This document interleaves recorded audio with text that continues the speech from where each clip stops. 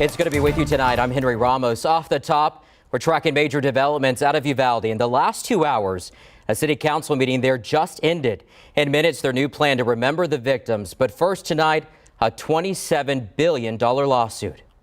So we want everyone who is impacted, everyone who is hurt, everyone who's suffering and crying to be a part of this class. That right there is an attorney. He's planning on suing federal, state, and local authorities who responded to the Robb Elementary massacre. Let's bring in KENS 5 reporter Matt Houston, who is live in Uvalde. Matt, let's start here. Who is a part of this suit? Yeah, well, Charles Bonner, who you just heard from, is representing more than a dozen families, though none of them have kids who died in the elementary school on May 24th. But this is a class action suit, meaning potentially hundreds of people could sign on, including some of those victims.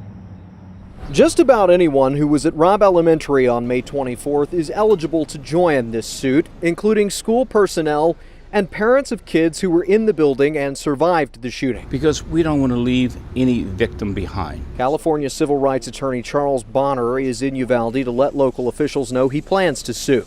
The list of eventual defendants is long, including the school board, the city, federal, state, and local law enforcement who responded to the scene, gunmaker Daniel Defense, and local gun retailer Oasis Outback. It will not bring back the 10-year-old, 9-year-old children.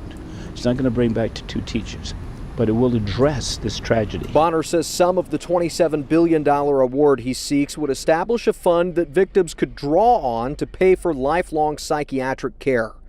The eye-popping figure also sends a message, Bonner says. We cannot allow these kinds of shooting tragedies to ever occur again. He hopes the sticker shock serves as a deterrent to AR-15 style gun makers, and for law enforcement agencies, a reminder of their responsibilities in a crisis.